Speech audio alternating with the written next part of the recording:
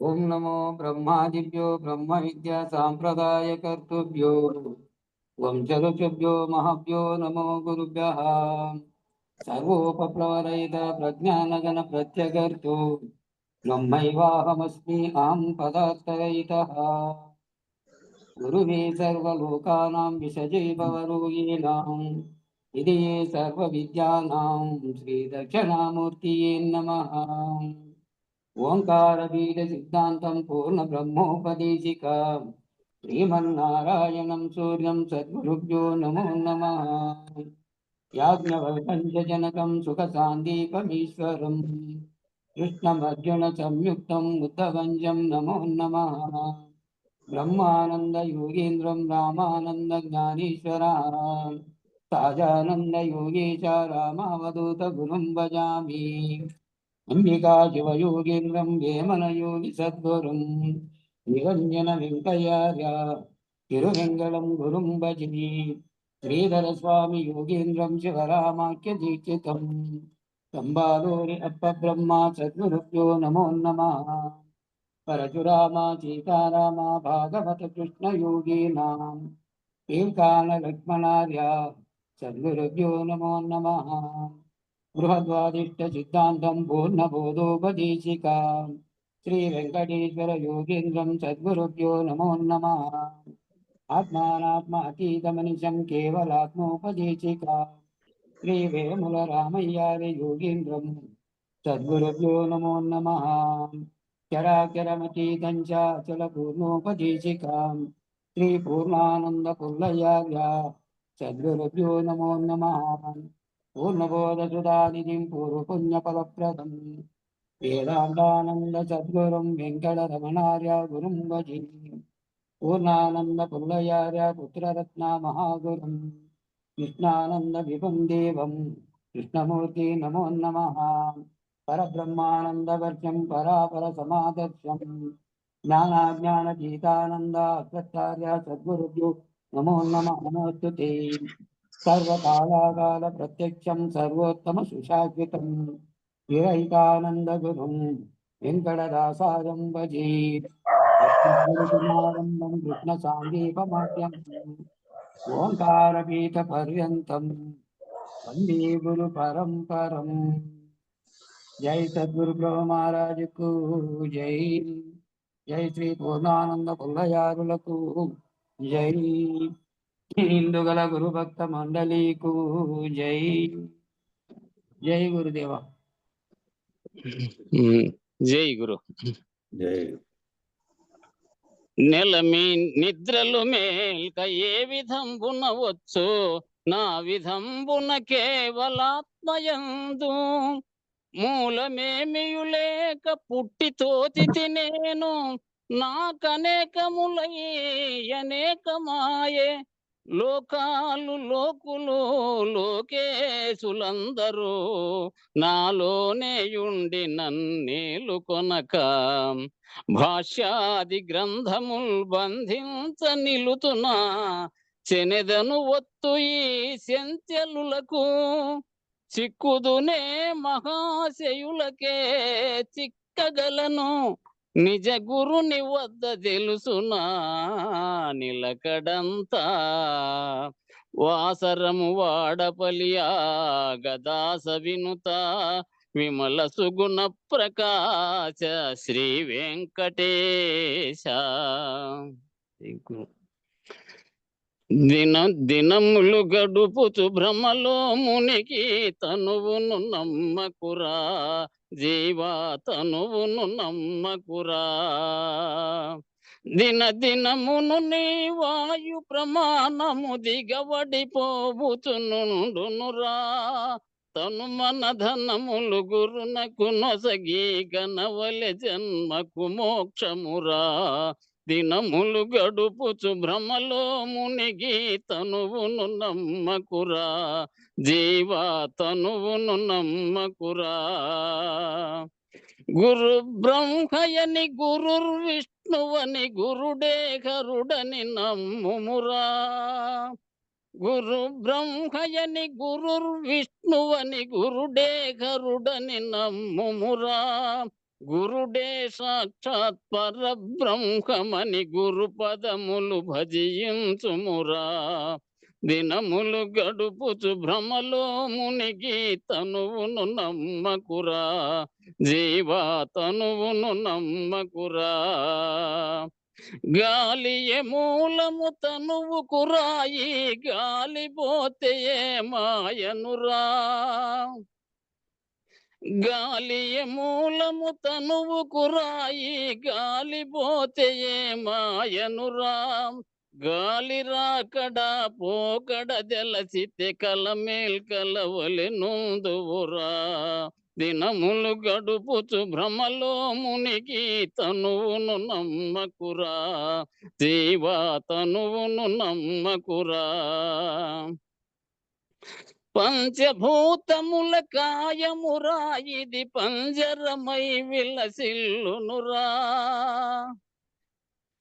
పంచభూతముల కాయమురా ఇది పంజరమై విలసిల్లునురా. పంచవింశతి తత్వములను పరికించి అచలమును గాంచుమురా. పంచవింశతి తత్వములను పరికించి అచలమును గాంచుమురా. దినములు గడుపుచు భ్రమలో మునిగి తనువును నమ్మకురా. జీవా తనువును నమ్మకురా. ఎరుకే మూలము సుఖ దుఃఖములకు ఎరుకే మూలము భ్రమలకురా. ఎరుకే మూలము సుఖ దుఃఖములకు ఎరుకే మూలము భ్రమలకురా. ఎరుక మరపుల వివరమెరిగిలే నెరుక విడువ పరిపూర్ణమురా. దినములు గడుపుచు భ్రమలో మునిగి తనువును నమ్మకురా. జీవా తనువును నమ్మకురా. కర్మ మూలము జన్మకురా ఈ జన్మకు మూలము కర్మమురా.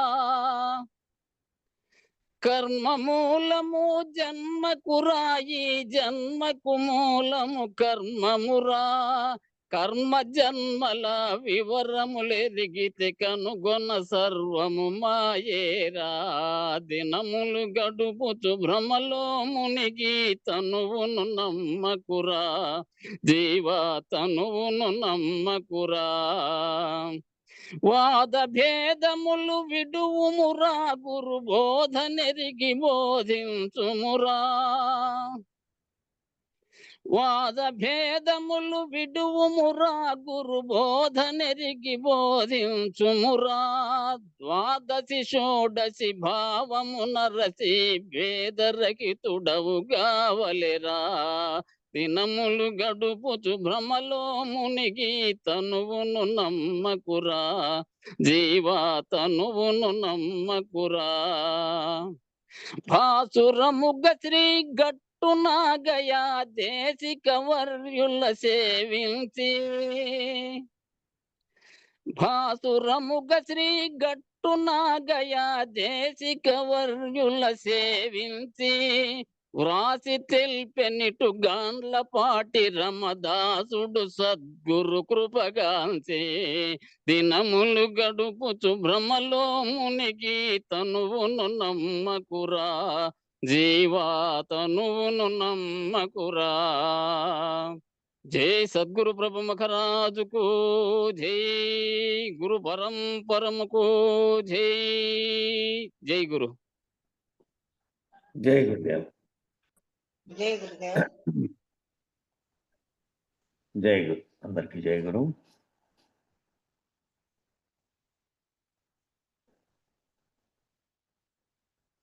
చూడబడు వస్తువులలో కలగానిది ఏది గలదు? చూడబడుతున్న వస్తువుల్లో ఏదైనా కలగానిది ఉందే?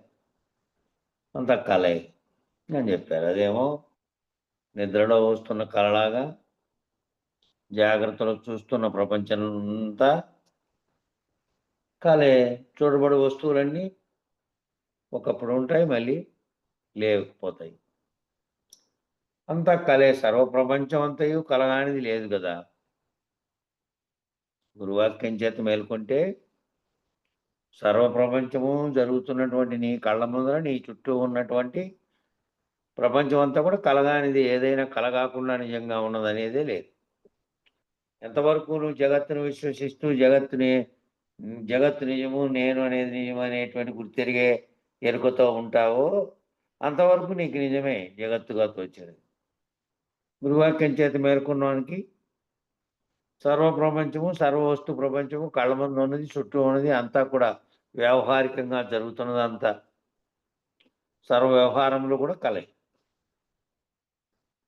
సర్వము కలలే, అన్ని కలలే, అన్నీ అబద్ధాలే ఉన్నట్టుగా తోస్తున్నాయి అంతే. అన్నీ అసత్యములే, ఇందుకు సందేహం లేదు, సంశయము లేదు. విచారణ అంతా ముగిసిన తర్వాత సర్వభ్రాంతులు తొలగిపోతే ఏ భ్రాంతి చేత ఏ ఎరుక చేత గుర్తెరిగే దానితో సర్వభ్రాంతులు కల్పించుకున్నామో దానికి మూలం లేదని అది పోయిన తర్వాత ఇవన్నీ అబద్ధాలే, ఇవన్నీ చూడబడుతున్నావు, కల్పించబడుతున్నావు, అన్నీ కూడా ఇంద్రజాలికి ముందర తాత్కాలికంగా దృశ్యంగా కనపడినటువంటివే. అందుకు సంశయం లేదు. అందుకే 3 వాక్యములు ఏమనగా, కలదోచిన శరీరం ఎలాగో అలాగే మూలం లేని గుర్తెరిగే శరీరం ఏమీ లేదు. ఆ 3 వాక్యములు ఏ విధంగా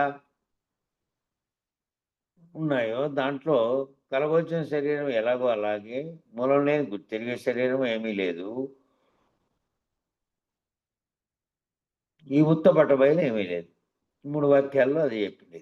ఉత్త బట్టబయలు ఒకటి తప్ప బట్టబయలులో ఏమీ లేదు.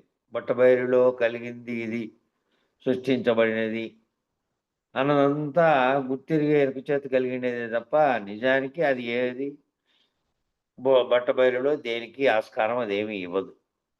సర్వత్రా అందులోనే మూలం లేకుండా ఉన్నదే వచ్చింది, అదే కల్పించిన జగత్తుగా ఉంది. బట్టబయలుకి ఏ సంబంధము దానితో లేదు. అది స్వతసిద్ధంగా ఇది ఉన్నా లేకపోయినా ఎప్పటికీ ఉంది. అంతా మూలం లేని గుర్తిరిగే ఎరికే కాబట్టి చేసేది. అది లేకుండా తెలుసుకుంటే, అది లేకుండా పోతే ఇక కలలో వచ్చిన శరీరం ఎలాగో అలాగే ఈ జాగ్రత్తలో ఈ సర్వము నువ్వు పుట్టి చేసినప్పుడంతా ఈ విచారణ అంతా అయిపోయి గురువాక్యం చేత నువ్వు మేల్కొల్తే ఇదంతా పోయింది ఒక్కటే సారే. సర్వప్రపంచము ఒక్కసారి తొలగిపోయింది. వ్యవహారికంలో జరుగుతున్నది కూడా కలయను. ఆ కళ నిద్రలో మేల్కొంటే కళలో తోచినవన్నీ వస్తువులు ఎలాగో లేవో, వస్తువులు, జంతువులు, నువ్వు, నీ పక్కనోడు, దృశ్య ప్రపంచం సర్వము లేనట్టుగానే వ్యావహారికంగా జరుగుతున్నటువంటి జాగ్రత్తలో జరుగుతున్నది కూడా సర్వము లేదు. సర్వము మూలం లేని గుర్తెరిగేది కల్పించినదే, ఉన్నట్టుగా తోపింపజేసిందే. కాబట్టి గురుని చేత మూలము లేని గుర్తెరిగే శరీరం ఏమీ లేదని తెలిసి, గురువు చేత తెలిసి మూలం లేని గుర్తెరిగే శరీరం ఏమీ లేదని గురువు చేత తెలిసి దృఢమై వ్యవహారం అంతా విచారణ అంతా మూలం లేని దాని మీదే.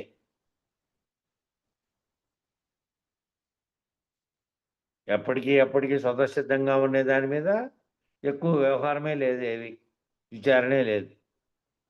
అది ఉన్నది, బయలు స్వరూపంగా ఉన్నది.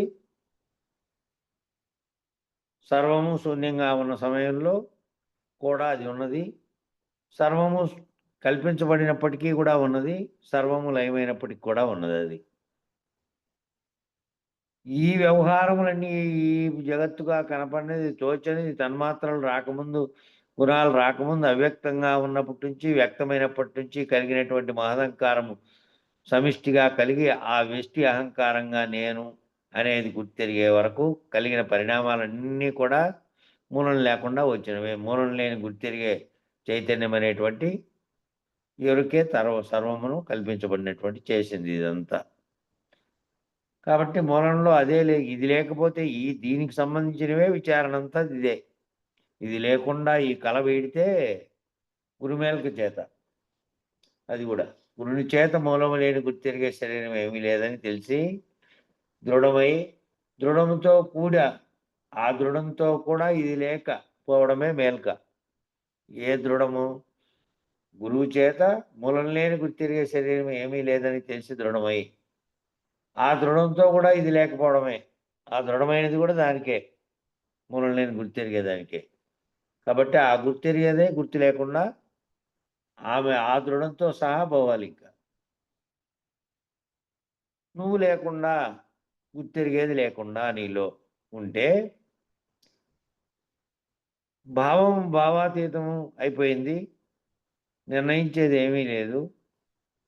ఏ నిర్ణయము లేని సృష్టి జరగకముందు ఉన్నటువంటి పరిపూర్ణంగా ఎప్పటికీ అప్పటికి బయలుగా ఉన్నటువంటిది ఎట్లుందో అట్లుండాలి నువ్వు. నీ భావం కూడా భావాతీతమై. ఆ విధంగా ఇది కూడా ఏదైతే గుర్తించి, ఏదైతే గురువాక్యం చేత ఇది మూలం లేని గుర్తెరిగే శరీరం అని గుర్తించిందో, గురువాక్యం చేత తెలియబడిందో, అది దృఢమైందో, ఆ దృఢం కూడా పోవాలి. ఆ దృఢం కూడా పోవడమే మేల్క. ఇది లేనప్పుడు సుషుప్తి అని మంది అన్నారు, మరణం అని మంది జనం అన్నారు. ఈ విధంగా ఇది లేకుండా ఉన్నప్పుడు గుర్తెరిగే చైతన్యం అనేది లేకుండా పోయి మెలక జరిగినప్పుడు సుషుప్తి అని కొందరు అన్నారు, మరణం అని కొందరు అన్నారు. మంది అన్నారు. మంది అంటే జనం బయట. గురువు గారు చెప్పిన దాని ప్రకారం ఇది లేదు, అది లేదు. ఎందుకంటే గుర్తెరిగేది లేకుండా తొలగించుకోబడినప్పుడు అదంతా కల్పించబడినటువంటి మాయ చేత నీకు ఉన్నట్టుగా తోపింపు చేసినంతా లేదు కాబట్టి నువ్వు పుట్టనే లేదు, జగత్తు పుట్టనే లేదు. పుట్టినట్టుగా, చేసినట్టుగా, వ్యవహరించినట్టుగా, మూలం లేని దాని చేత గుర్తించబడినట్టుగా, వ్యవహరించబడినట్టుగా, శాస్త్రాలు చేసినట్టుగా, ఈ విచారణ అంతా చేసినట్టుగా జరిగిందంతా అప్పుడు లాస్ట్‌లో ఈ మూలం లేని గుర్తెరిగేది దాని యొక్క ఉనికే కోల్పోయినప్పుడు, బయలు తప్ప మరేమీ లేదనేది గుర్తెరిగినప్పుడు, ఇక ఆఖరిలో స్వప్నంలో చూసినవంటి ఏ విధంగా లేకుండా అయిపోయినాయో ఇది కూడా లేకుండా అయిపోయింది అన్నప్పుడు, ఇప్పుడు దాకా ఈ మూలం లేని దాని గురించి చేసే చర్చ అంతా కూడా కలవలే అయిపోయింది. ఈ కళ ఏమిటిది? ఈ కళ జాగ్రత్తలో జరుగుతున్నటువంటి కళను లేనెరుక అనే విచారణలో తీసుకొచ్చి దాని చేత గురువు చేత తొలగించబడినటువంటి కళ ఇది. కాబట్టి అట్లయితే ఇప్పుడు శిష్యుడు అడుగుతున్నాడు, కళలో వచ్చిన శరీరం మేలుకుంటే ఏమీ లేదు. అట్లా కళలో వచ్చినటువంటి శరీరం మేలుకుంటే ఏమీ లేదు. అది అలాగే, ఇది అలాగే. కళలో వచ్చిన కళ మేలుకుంటే ఏ విధంగా లేవో ఇది కూడా అలాగేను అని శిష్యుడు. మూలం లేని గుర్తెరిగే శరీరము గురువాక్యం చేత మేలుకుంటే ఏమీ లేదు. మూలం లేని గుర్తెరిగే శరీరము అనేదే ఎరుక, ప్రజ్ఞ, బ్రహ్మము, ఆత్మ అన్నీ అదే అయి ఉంది. దానికి వచ్చినటువంటి అనేక రకాలైనటువంటి విచారణ నిమిత్తం పెట్టబడినటువంటి పేర్లే అవన్నీ ఆయా సందర్భానుసారంగా. కాబట్టి అది గుర్తెరిగితే గురువాక్యం చేతి మేలుకుంటే మూలం లేని గుర్తెరిగే శరీరం గురువాక్యం చేతి మేలుకుంటే ఏమీ లేదు. మామూలుగా మేల్కోవడం, నిద్రలోంచి మేల్కుంటే కలలో వచ్చినది సర్వము లేదు అని ఎట్లా తెలిసిందో, గురువాక్యం చేత ఈ జరిగినటువంటి ఇప్పటి వరకు నీకు జరిగినటువంటి ఈ సర్వ విచారణలో తేలిపోయినటువంటి భ్రాంతులన్నీ పోయిన తర్వాత ఇవన్నీ తొలగిపోయిన తర్వాత నువ్వు మళ్ళీ మంత్రాన్ని భావం చెందితే నీవు మూలం లేనిది పోగొట్టుకుంటే రహితం అయిపోతావు. ఈ విచారణ అంతా భ్రాంతుల వల్ల తొలగించడానికైతే ఆఖరిలో ఆ మూలం లేకుండా గుర్తెరిగేది ఇదంతా గుర్తెరగడానికి వచ్చినటువంటి ఏ చైతన్యం అయితే ఉందో దాన్ని రహితపరిస్తే గురువాక్యం చేత రహితపడి మేల్కుంటే జాగ్రత్తలో జరిగింది కూడా ఏమీ లేదు. ఈ సర్వం కూడా ఇది కూడా ఒక వ్యవహారంలోనున్న కళ. అది వ్యవహారం లేకుండా పడుకొని ఉంటే నిద్రలో వచ్చిన కళలాగా వ్యవహారంలో ఉన్నటువంటి కళ ఇది. వ్యవహారం చేస్తున్నటువంటి కళ ఇది లేనప్పుడు సుషుప్తి అని మరణం అందన్నారు. అయితే గురువాక్యం చేత మేలుకుంటే ఏమీ లేదు అంటే శిష్యుడు సరిపాయా. కళలో వచ్చిన శరీరము ఈ శరీరం ఒక్కటేనా? ఈ శక్తి ఏమైనా ఎక్కువ తక్కువ? మరి కళలో వచ్చిన శరీరము ఇప్పుడు జాగ్రత్తలో ఉన్న శరీరం ఒక్కటేనా? ఏమైనా తేడా ఉందా అనేటిది అడిగే శిష్యుడు. గురువు చెప్తున్నాడు, శరీరానికి మూలం లేదు కనుక రెండు సమానమే. దీనికి మూలం లేదు కనుక గుర్తెరిగేదానికి మూలం లేదు. కలగనిండేది అది. ఆ కలగనిందే దానికి ఆశ్రయం ఇచ్చినటువంటి ఈ శరీరంగా ఆవరణగా ఉన్నది. ఈ రెండు కూడే దేహంగా వచ్చినాయి. దీనికి మూలమే లేకుండా వచ్చినాయి కాబట్టి, మూలం లేనిది కాబట్టి ఎక్కువ తక్కువ అనేది ఏమీ లేదు. రెండు సమానమే. అది పోతే దీన్ని గుర్తించేదే లేదు, గుర్తెరిగేది పోతే. ఇది పోతే గుర్తెరిగేదానికి స్థానమే లేదు. కనుక రెండు సమానమే. కానీ అది లేత శరీరము, ఇది ముదురు శరీరం.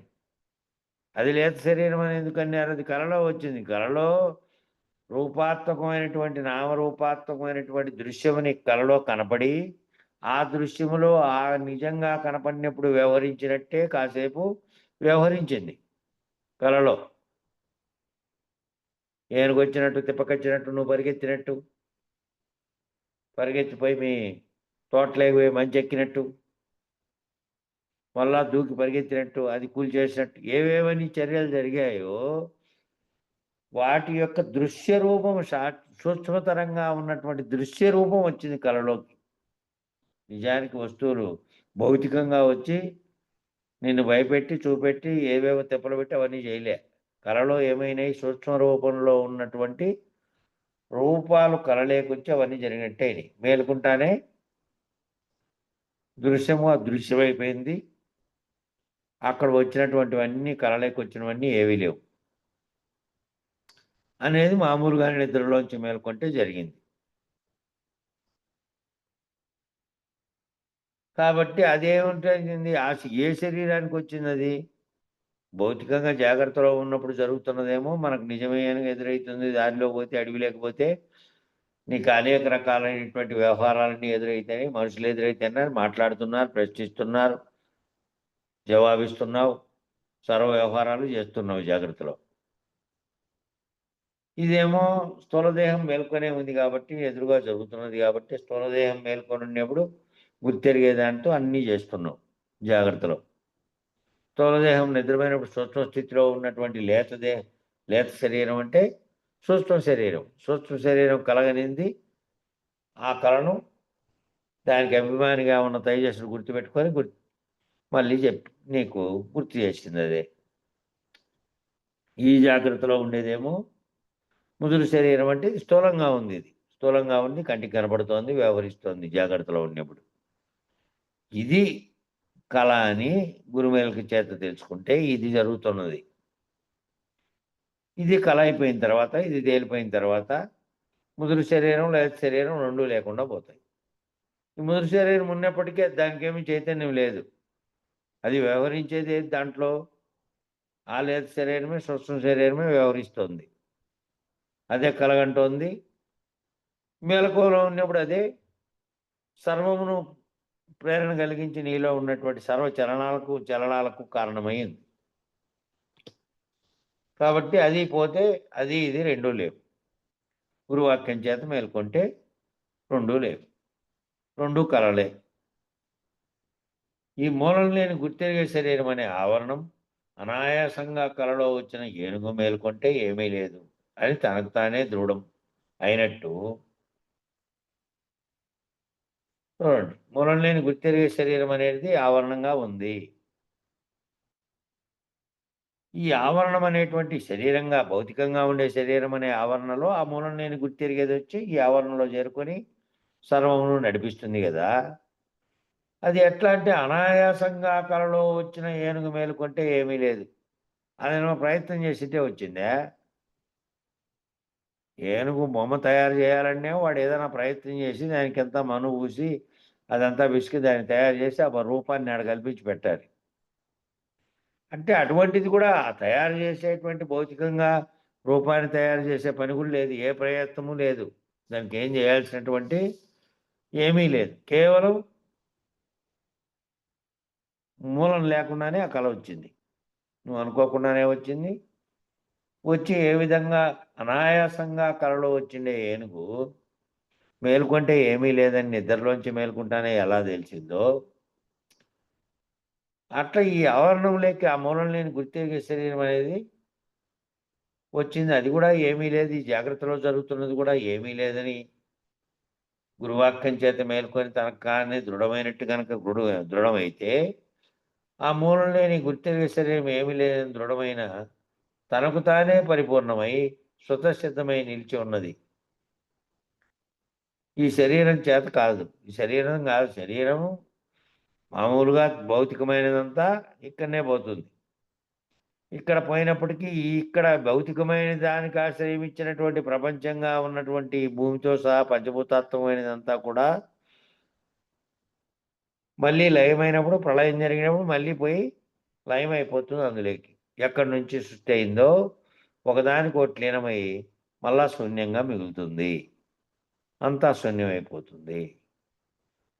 ఆ శూన్యంగా ఉన్నటువంటి ఆకాశం కూడా లేదు, ఆవరణలో కల్పించబడినటువంటి ఆకాశం కూడా లయమైపోతుంది.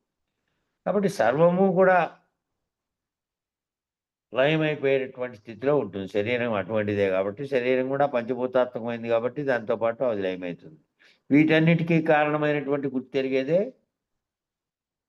అది ఏమీ లేదని గురువాక్యం చేత అతి దృఢమైతే ఆ మూలం లేనిది గుర్తెరిగే శరీరం లేదని తనకు తానే పరిపూర్ణం స్వతసిద్ధమై నిలిచి ఉన్నది. ఆ పరిపూర్ణమని తనకు తానే స్వతసిద్ధమై పరిపూర్ణమై నిలిచి ఉంది. ఇంకా తన భావంలో కూడా ఏమీ లేదు. ఇంకా తాను కూడా పరిపూర్ణ స్థితి ఏ విధంగా ఉందో, పరిపూర్ణం ఏ కల్పితాలని చేయదో, పరిపూర్ణానికి ఏ కళ తోచలేదో, పరిపూర్ణం అనేది ఏ సృష్టికి కారణం కాకుండా ఉందో, ఏదీ లేనటువంటి బయలు స్థితిలో ఉందో అది యథాతథంగా స్వతసిద్ధంగా ఉంది. ఇది పోతే అది ఇది పోతే అది ఉన్నట్టుగా నీకు తెలియబడుతుంది. నువ్వు ఆ విధమైనటువంటి స్థితిని నువ్వు కూడా ఉంటావు. ఇది పోతే, ఇది పోయి శరీరం ఉంది, శరీరం ఉన్నప్పటికీ గుర్తెరిగే దాంట్లో నీకు లేదు. ఇది కళ, అది కళ, రెండు కళలు దృఢమైపోయినాయి గురువాక్యం చేత. ఆ రెండు కళలు కళలేని దృఢమైపోయిన తర్వాత ఈ జరుగుతున్న కళ నిజంగా భావించి దీనితో తయారు చేస్తే మళ్ళీ నువ్వు యథాప్రకారంగా ఉన్నటువంటి మామూలుగా విశ్వాన్ని విశ్వసిస్తున్నటువంటి విషుడైపోతావు. విశ్వాన్ని విశ్వసిస్తున్న విషుడు విశ్వం అనే కలగంటున్నాడు. అది లేనిదని గురువాక్యం చేత మూలం లేని గుర్తెరిగే శరీరం లేకుండా పోతే అప్పటికి ఉన్నదే ఉంది. బట్టబయలైనటువంటి ఈ అన్ని కల్పించబడినటువంటి జగత్తంతటికీ తావు లేకుండా ఇది లేదు, ఇది లేకపోయినా ఉన్నది ఉన్నట్లు ఏదైతే ఉన్నదో దానిని గుర్తెరుగుతావు నువ్వు. ఇది లేకుండా పోతే అదే ఉన్నది, దాంట్లో దీనికి స్థానము లేదు, ఏమీ లేదు. ఇది కల్పించబడినటువంటి కళలో వచ్చినవన్నీ మేల్కుంటానే ఎట్లా పోయినాయో అట్లా ఈ జరుగుతున్నటువంటి వ్యవహారాత్మకమైనటువంటి విశ్వంగా కనపడుతున్నదంతా ఒక్క దెబ్బతో గురువు గారి యొక్క రహితపరిచే విధానంతో నీ భ్రాంతులన్నీ విచారణతో పోయిన తర్వాత మాత్రమే ఇది సాధ్యపడుతుంది. తర్వాత సాధ్యపడకుండా మొదటి నాడే మంత్రం చెప్పినాడే మంత్రంతో నువ్వు తాదాత్మ్యం చెందాలంటే నువ్వు అప్పటికే సాధకుడై ఉండాలి. సాధకుడై లేదంటే మళ్ళా విచారణ చేత మళ్ళా కనుక్కున్న తర్వాత అయినా సరే నువ్వు ఒక్కటొక్కటిగా తెలియబడిన తర్వాత అప్పుడు మళ్ళీ గురువాక్యం చేత మననం పొంది మళ్ళీ కనుక గురువాక్యంలో ఉన్నటువంటి సారాంశం గురువు యొక్క రహితపరిచినారంటే అప్పుడు ఇంక క్షణంలో నీకు ఇదైపోతుంది. మొదట్లో అందుకనే ఇదంతా ఇన్నేళ్ల తర్వాత సాధన చేసిన తర్వాత చెప్పండి అనే మాట అందుకే అన్నారు. మేము మంత్రోపదేశం చేసినాడు అసలు ఏమీ లేదు, ఏం 3 మాటల్లోనూ ఏం పసలేదు అనుకున్నాం. నిజానికి ఈ 3 మంత్రాలు ఏం మంత్రాలు అబ్బాయి, ఏంది దీంట్లోనూ, ఇదేంది లేదు, వస్తుంది అన్నారు, అది వస్తుందే అన్నారు, ఇది స్వప్నం అన్నారు. 3వ మంత్రం చెప్పింది అప్పటికి 2 మంత్రాలే చెప్పినవి. మళ్ళీ 3వ మంత్రం గ్రంథాల్లో విచారించిన తర్వాత ఇక్కడ ఉండే వాళ్ళంతా కూడా అక్కడ ఉండేవాళ్ళు చాలామంది పాటిస్తున్నారు. అది ఊరికే రాష్ట్రాంతంగా చెప్పబడినప్పుడు అయినప్పటికీ మంత్రంగా బోధించి చెప్తున్నారు. ఇక్కడ ఇతర ప్రాంతాలకు పోయినప్పుడు విచారిస్తే, ఒంగోలు ఇక్కడెక్కడ పోయినప్పుడు అక్కడ విచారిస్తే ఆ 3 మంత్రాలు చెప్తున్నారు అందరూ. అవన్నీ మరి అట్లా తెలుసుకుంటే అట్లా ఒక్కసారిగా ఏముంది, ఏంది లేదే, ఊరికే మామూలుగా ఉంది అంటే అట్లా కాదు. దానికంతా ఇంత లోతైనటువంటి ఇంత పరిశీలనా జ్ఞానముతో చదువు అన్నీ ఉండి అనేక గ్రంథాలు పరిశీలించినప్పటికీ దృఢంగా అంతటి స్థితిలో ఉంది ఇది అంటే సామాన్యమైనటువంటి ఇది కాదు, సామాన్యమైనది కాదు. అందుకే నిరంతరము ఈ భ్రాంతి అంతా పోయేదాకా విచారించి సర్వము దృఢమయ్యేదాకా నీకు దృఢమయ్యేదాకా విచారించమని చెప్పారు. అంత విచారణ అంత చేయమన్నారు. అందుకే గురువాక్యం చేత గురు వెంబడి తంత్రి నిత్యము జరిగేది. అప్పుడు మా పిల్లప్పుడు మా ఇంటికాడ నిరంతరము ఎప్పుడో ఆగిపోయేది. ఇంకా వాళ్ళకి ఎటువంటి పనులుండి లేకపోతే గురువు ఎక్కడన్నా ఊర్లకు పోయి ఆ ఊర్లకన్నా పోతే ఆగిపోయేది తప్ప నిరంతరము జరిగేది. ఆ నిరంతరం అంతకాలం ఎందుకు జరిగింది అంటే అంత సులభంగా దృఢపడేది కాదు కాబట్టి విచారణ చేత ఆ మంత్రం తీసుకున్నటువంటి వాళ్ళు మళ్ళీ ఒక్కొక్కటిగా సర్వభ్రాంతులు తొలగిపోతే ఆఖరిలో ఉండేటువంటి జగత్ అనేది జాగ్రత్తలో జరిగేది కూడా కలయని తేలిపోయినటువంటి దృఢస్థితికి వస్తారు. కాబట్టి స్వప్న దేహాలకు మూలం లేనట్టు ఈ గుర్తెరిగే దేహంకు కూడా మూలం లేదు. స్వప్నంలో వచ్చిన దేహాలన్నింటికీ మూలం లేనట్టుగానే ఈ గుర్తెరుగుతున్నటువంటి దేహాలకు మూలం లేదు, ఎంతవారికి తెలియదు. కాబట్టి స్వప్నంలో వచ్చిన దేహాలకు మూలం ఏడుంది? స్వప్నంలో వచ్చినాయి. స్వప్నం తేలిపోతానే నీ కళ్ళు ఎదురుగానే నువ్వు గురువాక్యం చేత మేల్కొని ఉండేవాడు కాకుండా సామాన్యుడైనప్పటికీ సామాన్యుడికి కూడా తెలుసు కళలో వచ్చినవి కళ మేల్కొంటానే నిజానికి లేవో అవి కళ అని. అట్లా గుర్తెరిగే దేహమునకు మూలం లేదు, ఇది ఎంతవారికి తెలియదు అంటే ఇది గురువాక్యం చేత తప్ప ఎట్టి పరిస్థితుల్లోనూ మెలకువలో జరుగుతున్నదంతా కంటికి కనబడుతోంది, దృశ్యంగా కనబడుతోంది, వస్తురూపకంగా కనబడుతోంది, భౌతికంగా దానికి కొన్ని లక్షణాలు ఉన్నాయి. ఆ లక్షణాలన్నీ ఎదురుగానే ఉన్నాయి. లక్షణాలు అన్నీ కలిగిండేటివి లేనిది ఎట్లా కావాలి? ఇది లక్షణాలు అన్నీ ఉన్నాయి. దీనికి ముట్టుకుంటే తగులుతోంది, చేతికి వస్తువుగా ఉన్నది, ఇది రూపం కలిగి ఉంది, దీంట్లో నేనున్నా, నాకు ఎదురుగా కనపడే వ్యక్తులు ఉన్నారు, దీంట్లో కలిగేటువంటి సర్వచర్యలు ఎదురుగా కనపడుతున్నాయి.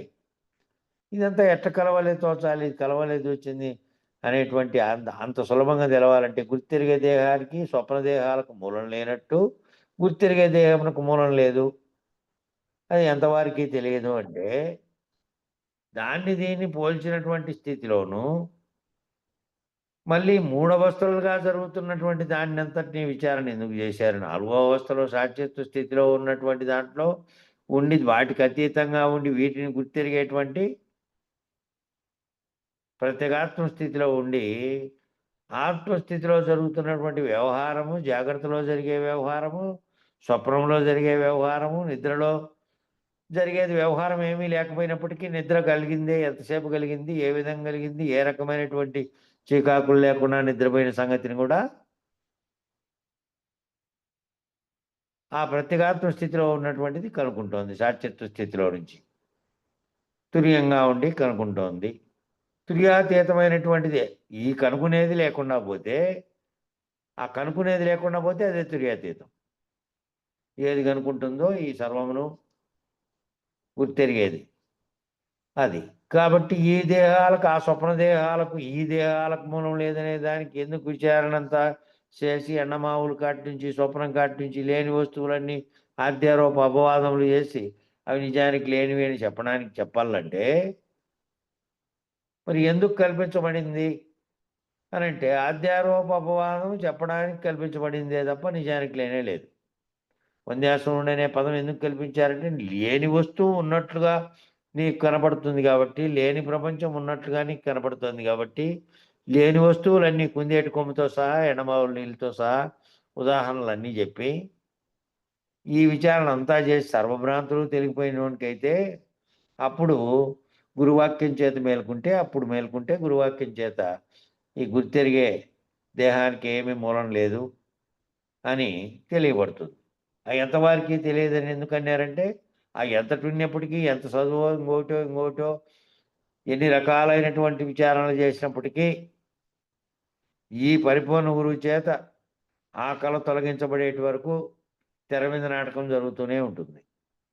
జరుగుతున్న దాన్ని మాయ చేత తోపింపబడినదిగా కాకుండా జాగ్రత్త అవస్థలో విష్ణుడు అనేవాడు నమ్ముతున్నట్టుగా ఎరుకలో ఉండేవాడు అన్నిటిని నమ్ముతూనే ఉంటాడు. ఇది ఎప్పుడైతే ఈ కాలు తొలగించుకున్నటువంటి గురువాక్యం చేత పొందినాడో ఇక వారికి అవసరం లేదు, ఇంకా వారికి ఏ చింత లేదు, ఇక అసలు దాంతో సంబంధమే లేదు, తానే ఉన్నట్లుగా గుర్తించేది లేదు. కాబట్టి ఈ శరీరానికి మూలం లేదు, ఇది ఉండేది కాదు, నీటి బుగ్గ వంటిది, కలలో శరీరం వంటిది, ఈ దేహం ఏమీ లేదు, ఈ దేహం నిరాధారము, దీనికి మూలం లేదు, దీనిని నమ్మరాదు, దీనిని ఎప్పుడు లేకుండా చేయవలే. అంటే ఈ శరీరానికి మూలం లేదు, శరీరం భౌతికంగా దృఢంగా కనపడుతున్నటువంటి స్థూలంగా ఉండేదానికి తల్లిదండ్రులు కారణమై ఉన్నారు. మూలంలో గుర్తిరిగితే ఆ మొదటి వచ్చిన దానికి ఎట్లొచ్చిందో మూలం లేదు. మళ్ళీ దీంట్లో గుర్తెరుగుతున్నటువంటిది ఒక గుర్తెరిగే శరీరం ఉంది కదా, ఆ గుర్తెరిగే శరీరానికి మూలం లేదు. ఎట్లా కలిగిందో, ఎందుకు కలిగిందో, సృష్టి అంతా ఇట్లే విచారం చేసుకుంటా మళ్ళీ సాంఖ్యం లేకపోయి మళ్ళా మొదటికి పోయి మొదటి ఎట్లొచ్చింది అంటే కూడా ఆ మొదటి ఎట్లొచ్చిందో తెలియదు. ఏ సంకల్పం పుట్టింది?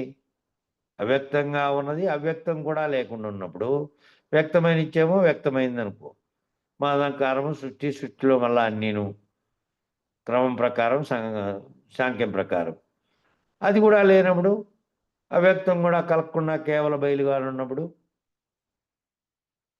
బట్ట బయలులో మరేదీ లేకుండా కేవలంగా ఉన్నప్పుడు, సర్వము శూన్యంగా ఉన్నప్పుడు, ఆ సర్వము శూన్యంగా ఉన్నప్పుడు ఏది ఏం కలిగించడానికి కారణమైంది? సంకల్పము అనేది కలగడం వల్ల ఆ గుర్తెరిగేది మూలం లేకుండానే వచ్చింది అనడానికి కారణం ఏమిటి? ఆ సంకల్పం ఎట్లా కలిగింది? దానికి మూలం ఏమిటి? బయలుగా సర్వము శూన్యంగా ఉన్నప్పుడు కలగడానికి కారణం ఏమీ కనపడలేదు కాబట్టి మూలం లేదు అని చెప్పారు.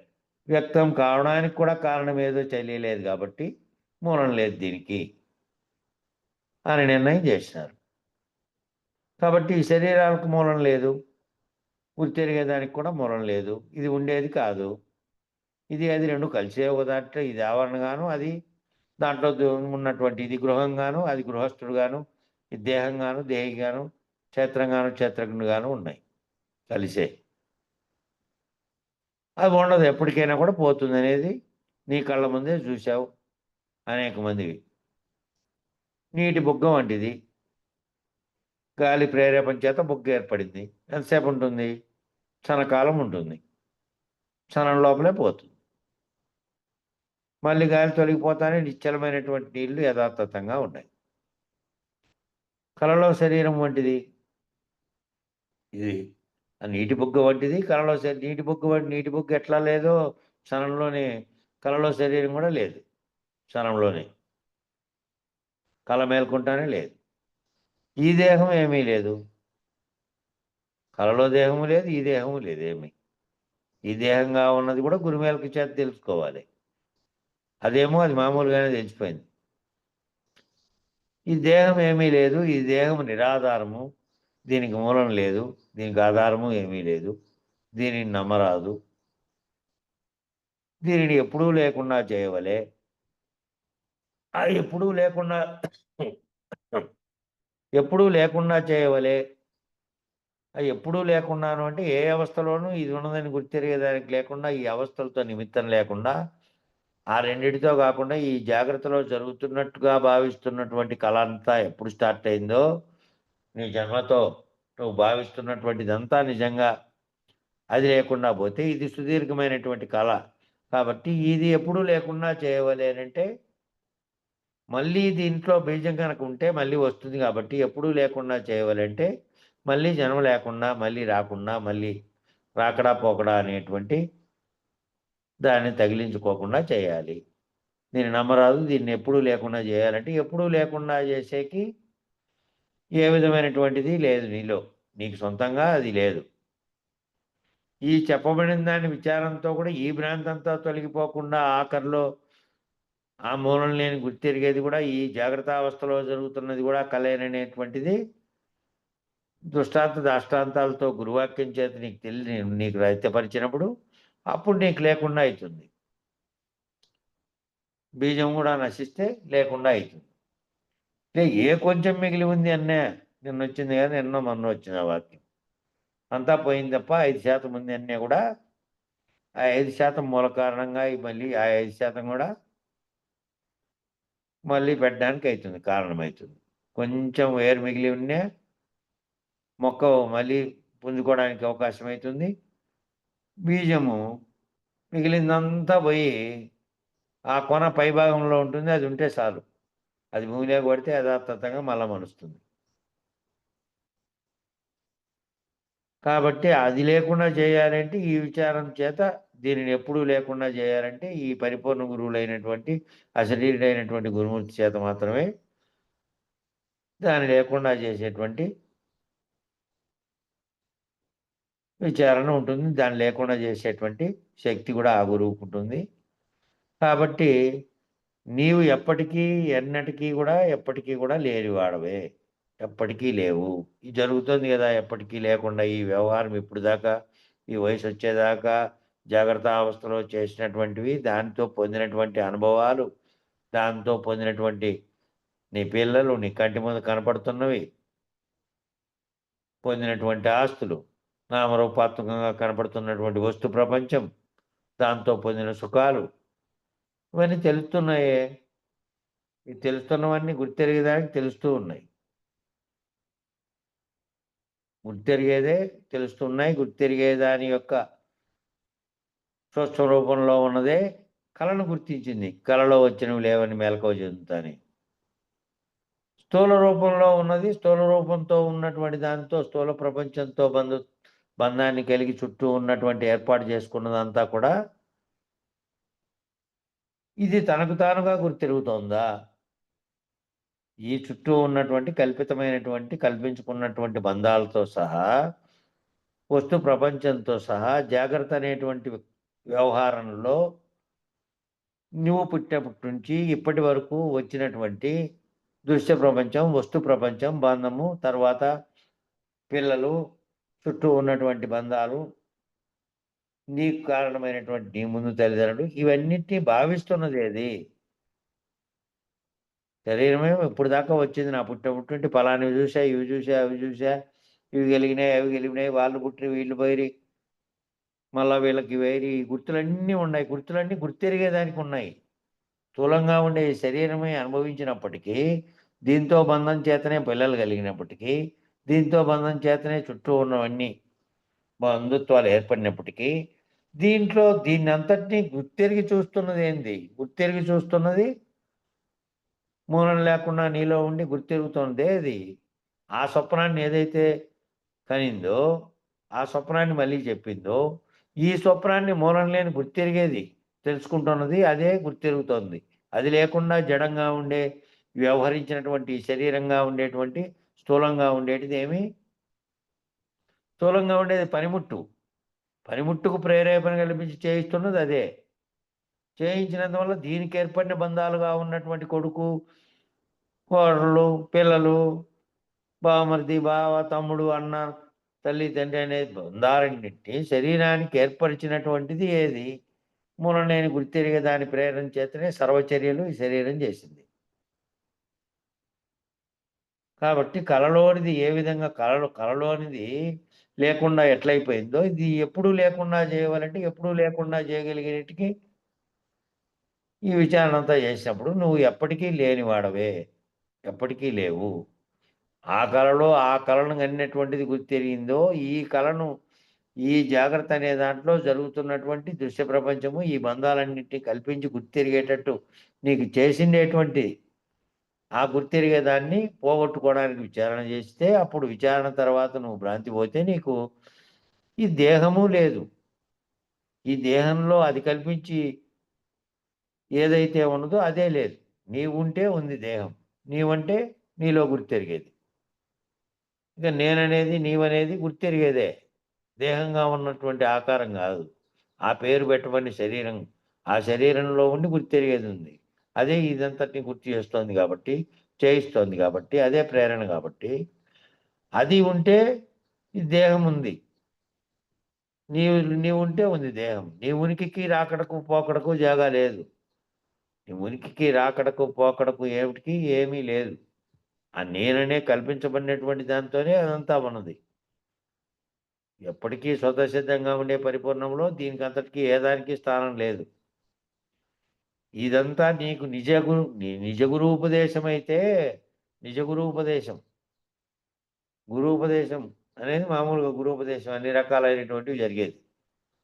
ఏదైనా చెప్పబడే ప్రతి విషయము నీకంటే ఎక్కువ తెలిసిన వాడు నీకు చెప్పేటువంటి విషయాన్ని ఇంకా అట్లా ఉపదేశంగా భావిస్తే అనేకాలు ఉన్నాయి అవన్నీ. నిజ గురూపదేశము అనంటే ఏది నిజమని గుర్తిరగబడి ఆ నిజం చేత తాను లేకుండా అయిపోయి మళ్ళీ శిష్యునికి చెప్పే కోసం లేనెరికలో నుంచి వచ్చాడో ఆ 4వ పాదంతో 3 పాదాలను లైవ్ అయిపోయిన తర్వాత ఆ దాంతో వచ్చి ఏదైతే నీకు చెప్తున్నాడో ఆ నిజ గురువు వచ్చి చెప్తే ఆ నిజ గురువు ఉపదేశం చేత జరిగితే ఆ దేహానికి స్వప్నంలో వచ్చినటువంటి తేజస్సును గుర్తించిన కళలాగే ఈ కళ ఈ జాగ్రత్తలో జరుగుతున్న సర్వము కళలాగా తేలిపోతుంది. అప్పుడు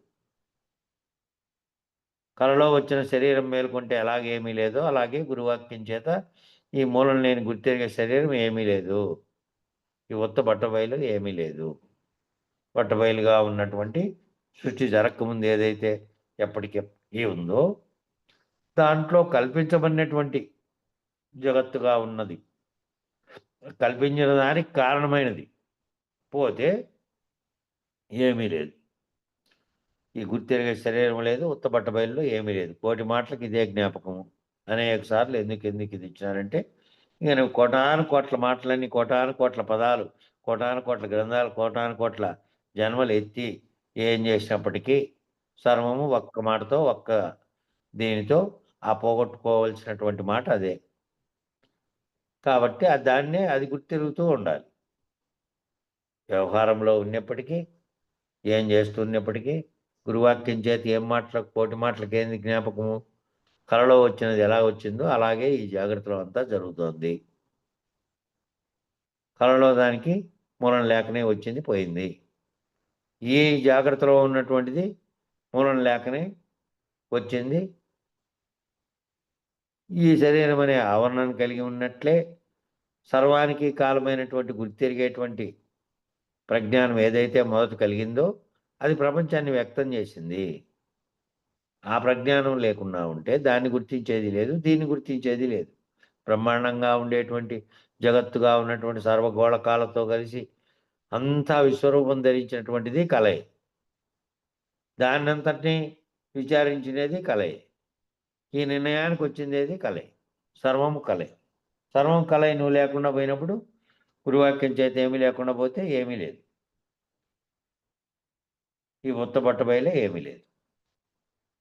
కలలో ఏనుగు మేలుకుంటే ఎలాగ ఏమీ లేదని తనకు తానే ఎలాగ దృఢమో, కలలో అది మేలుకుంటే ఎలాగూ ఏమీ లేదని తనకు తానే దృఢం. తనకు తానే మళ్ళీ దానికి ఎవరు వచ్చి చెప్పి ఉపదేశం ఇచ్చి చెప్పి చూపించేది కాదు. కలలో మేల్కొనేది మేల్కుంటానే తనకు తానే కలలో లేదని తెలుసు. అలాగే అది ఎట్లా ఏ విధంగా నీకే దృఢమైందో నీకు నువ్వే తెలుసుకుంటున్నావో, కలలో వాడు వచ్చినది కానీ, కలలో వీడు తిట్టింది కానీ, కలలో వాడు కొట్టింది కానీ, కలలో నువ్వు ఆనందించినది కానీ, కలలో నీకు కలిగినటువంటి అనుభూతులు కానీ, ఆనందాలు కానీ,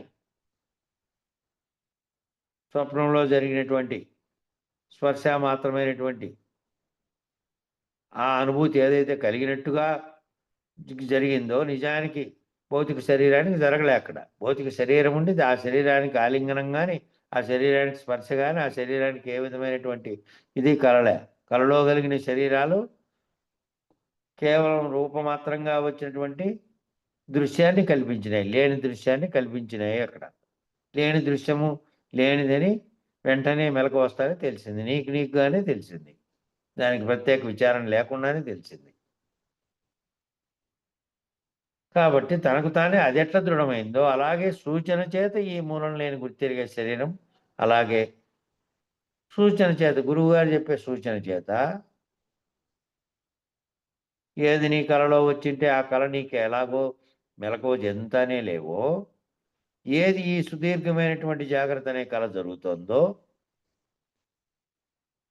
నువ్వు పుట్టారని, వ్యవహరించానని, ఈ సర్వమును విచారించానని, ఈ సర్వమును విచారించిన దానితో అంతకుముందు లేనివి కనపడినట్టుగా భ్రాంతి చెందినట్టు, నిజానికి తాడే ఉన్నప్పటికీ పామున్నట్టు భ్రాంతి చెందినట్టు, నిజానికి ఉన్నది బయలుగారున్నదే, దాంట్లో ఏ సర్వము లేదు, ఇదంతా నా ప్రజ్ఞానం చేత గుర్తిరగబడుతోంది అని ఉన్నది బయలే, ఇది లేనిదని ఆ సూచన గురువాక్యం చేత కనుక నువ్వు కనుక్కునే శక్తి ఉంటే చెప్పవలే.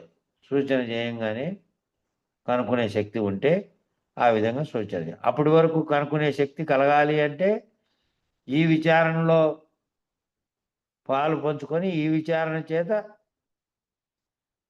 ఆ మూలాలన్నిటి వెతుక్కున్న తర్వాత దానిలన్నిటికీ మూలమే లేదనే విషయము భ్రాంతులని పోయిన తర్వాత తెలుస్తుంది. అప్పుడు సూచన చేస్తే అప్పుడు క్షణంలోనే గురు సూచన ప్రకారం ఆ కళ ఏ విధంగా లేకుండా పోతుందో ఈ కళ లేకుండా పోతుంది.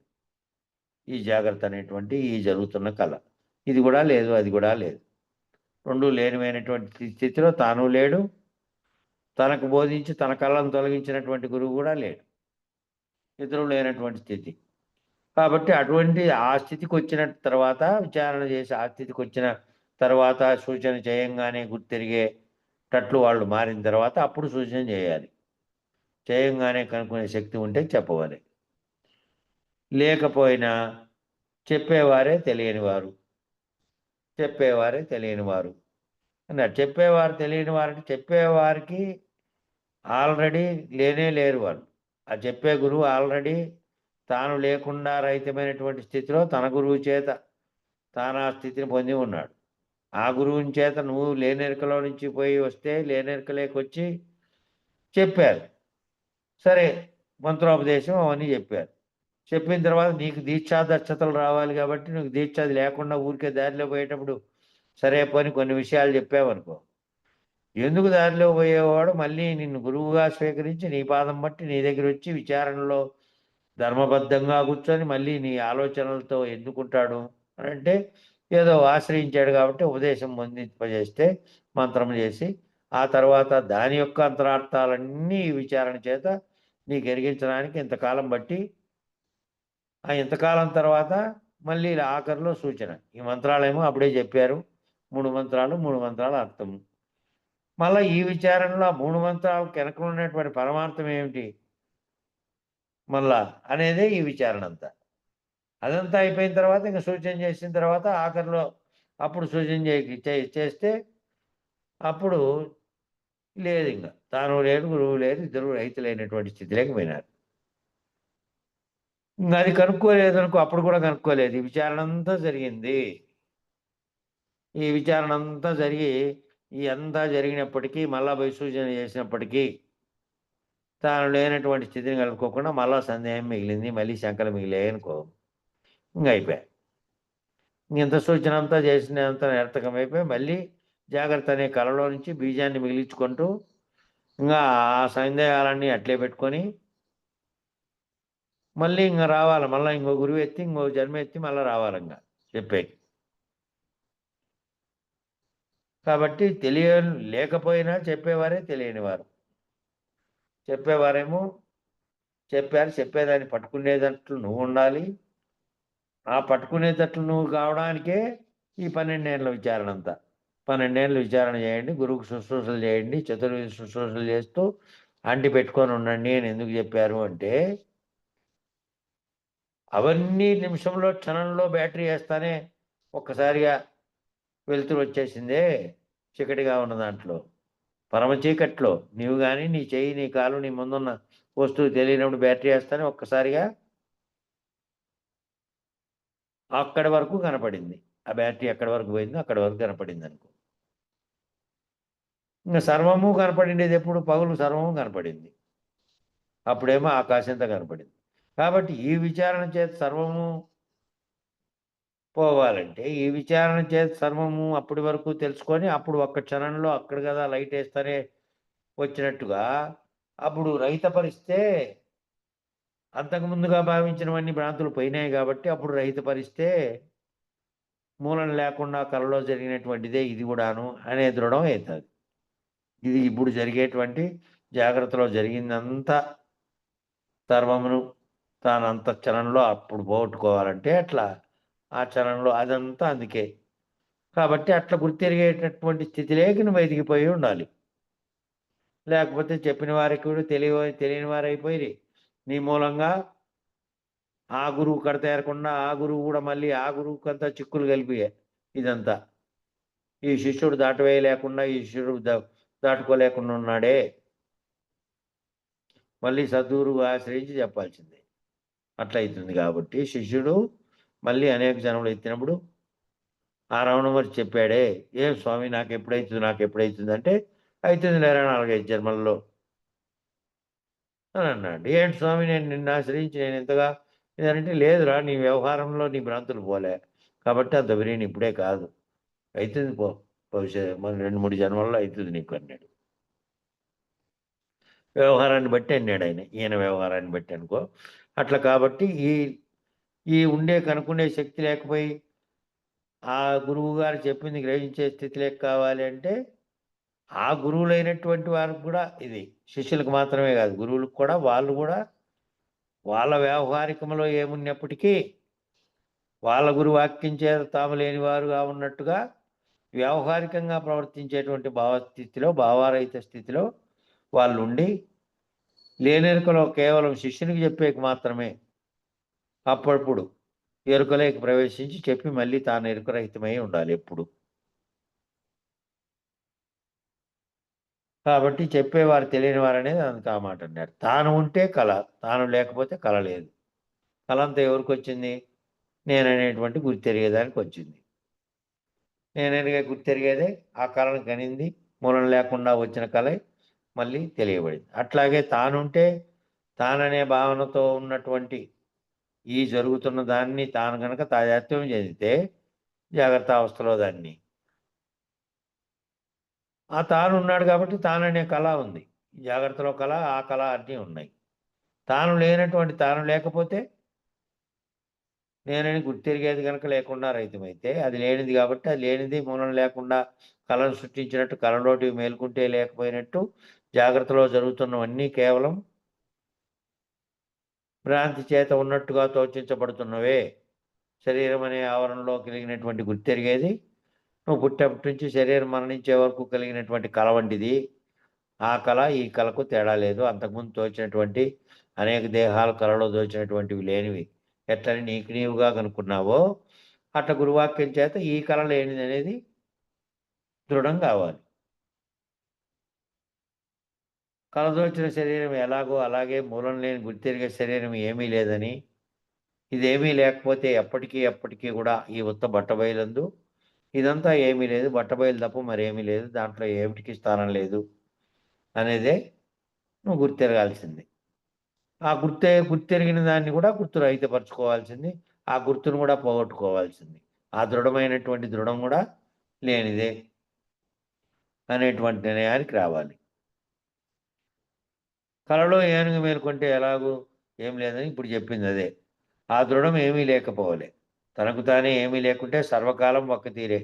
కలలో ఏనుగు మేలుకొంటే ఎలాగ ఏమీ లేదని తనకు తానే దృఢమో, అలాగే సూచన చేత మూలం లేని గుర్తెరిగే చేత ఈ గుర్తెరిగే శరీరం అలాగూ అట్లే విధంగానే ఇది కూడా అదే అటువంటిదే. అయినా మూలం లేని గుర్తెరిగే శరీరం ఏమీ లేకుంటే సర్వకాలం ఒక్క తీరే. ఏమీ లేకుంటే మూలం లేని గుర్తెరిగే శరీరం అంతా కూడా కలగంటోంది అని గనక నువ్వు ఆ కళను లేని దానిగా భావించినట్టు ఈ కళను లేకుండా చేసుకుంటే ఏమీ లేకుండా ఉంటే సర్వకాలం ఒక్క తీరే. ఇంక సర్వకాలము ఒక్క తీరే. ఏ అదైనా ఎటువంటి కాలమైనా రాని ఇంక ఏం లేదు నీకు. నీకొచ్చే స్పందనే లేదు. అన్నీ ఒక్క తీరుగానే ఉన్నాయి ఇంక. జరిగేటివి జరగనివి ఏమిటికి ద్వంద్వాలన్నిటికీ నువ్వు ఏ విధమైనటువంటి దానికి నువ్వు స్పందించే స్థితిలో లేకుండా ఉన్నటువంటి స్థితిలోకి వెళ్ళిపోయినావు. ఇంక ఏమీ లేకుంటే ఈ సర్వకాలం ఒక్క తీరే అనేది ఎవరు? ఏమీ లేకుండా పోయినటువంటి అశరీరుడైనటువంటి వానికి సర్వకాలం ఒక్క తీరే. కాలంతో బాధింపబడడు. కాలంలోని ద్వంద్వాలతో బాధింపబడడు. కాలం అనేది నాకున్నది. ముందు ఇది వస్తుంది, పోయినది ఇది అనే దాంట్లో ఉన్నాడు ఇంక. వర్తమానంలో ఉంటూ ఆ వర్తమానం కూడా లేనిదిగా ఉంటాడు. ఆ వర్తమానంలో ఉన్నది జరుగుతున్నది కూడా లేనిదిగా ఉంటాడు. ఇంకా గతంలో రాబోయేదంతా పరమే లేదు. కాలాతీతుడై ఉంటాడు. కాలంతో నిమిత్తం లేని వాడై ఉంటాడు. సర్వకాలం ఒక్క తీరుగానే ఉంటాడు. సరే కదా, తనకు తానే దృఢం ఉండవాలి. తనకు తానే దృఢం ఆ కళలోనిది ఎట్లా లేకుండా ఉందో తనకు తానే దృఢం ఉండవాలంటే గురువాక్యం చేత తాను తెలుసుకున్న తర్వాత మళ్ళీ తనకు తాను ఆ దృఢం లేకుండా పోయిందనుకో మళ్ళీ కలుగుతాయి. కాబట్టి సర్వము కళల నుంచి మేలుకుంటే తనకు తానే దృఢమైనట్టు గురువాక్యం చేత జాగ్రత్తలో జరుగుతున్నదంతా ఏమీ లేనిదనేది దృఢం కావాలి. ఆ దృఢం ఏమీ లేకపోవాలి. ఆ దృఢం కూడా ఏమీ లేకపోవాలి. నిర్వాసన మౌనముద్రా స్థితి అని ఏదైతే చెప్పారో మౌనముద్ర ఎలా ఉండాలంటే మళ్ళీ వాసనలతో కూడుకొని ఇది ఖాళీగా శరీరం ఖాళీగా ఉంటే లోపల భావనలు చెలరేగుతూ ఉన్నటువంటి స్థితి ఉండడానికి వీలు లేకుండా చెప్పినటువంటిది అది. పిలపకుర్తి వీర వెంకటరామచంద్రరావు గారు పరిపూర్ణ దర్శనంలో పేర్కొన్నారు. అది నిర్వాసన మౌనముద్రా స్థితి. వాసనలు ఏమీ లేకుండా ఉన్నటువంటి మౌనముద్రా స్థితి అది ఉండాలి. అది ఉండాలంటే ఆ దృఢము అయింది అనేది కూడా ఉండకూడదు. ఆ దృఢం కూడా దృఢంతో సహా పోవాలి.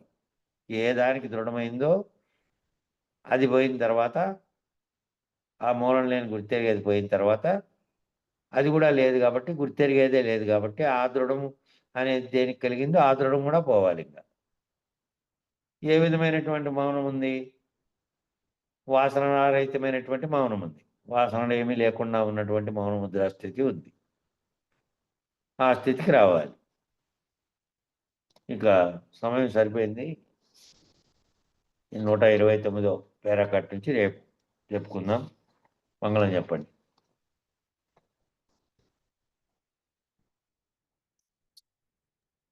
మంగళం చెప్పు వెంకటేశ్వర. జై సద్గురు ప్రభు మహారాజ్ కు జై. జయ జయ జయ మంగళం బనగా జయమే సదా అపజయము గురునకు లేని లేదుగా. జయ శుభాశయారతులు మన జయము కొరకే గాని గురునకు జయము జందగ జయవేయి జన్మముల నా చేత కాదని. జయ జయ జయ మంగళం బనగా జయమే సదా గురు జయము అపులేని లేదుగా. మంగళం గురుదేవాయ మహనీయ గుణాత్మని సర్వలోక శరణ్యాయ సాధు రూపాయ మంగళం మంగళం మంగళం. జై సద్గురు బ్రహ్మ మహారాజ్ కు జై. జై వెంకటాంబ సమేత శ్రీ పూర్ణానంద పుల్లయ్యార్య సద్గురు బ్రహ్మ మహారాజ్ కు జై. జై శ్రీ లక్ష్మీ సమేత వేదాంతానంద వెంకట రమణార్య సద్గురు బ్రహ్మ మహారాజ్ కు జై. జై కల్పమాంబ సమేత శ్రీ విష్ణానంద కృష్ణమూర్త్యార్య సద్గురు బ్రహ్మ మహారాజ్ కు జై. జై శ్రీ అచ్చమాంబ సమేత జ్ఞానతీత అశ్వత్థార్య సద్గురు బ్రహ్మ మహారాజ్ కు జై. జై శ్రీ లక్ష్మీ సమేత వీరహితానంద వెంకటదాసార్య సద్గురు బ్రహ్మ మహారాజ్ కు జై. సర్వం సద్గురు చరణారవిందార్పణమస్తు. సర్వే జనా సుఖినో భవంతు. ఓం శాంతి శాంతి శాంతి. జై సద్గురుదేవ. అందరికీ నా ద్వాదశి వందనాలు గురుదేవ. జై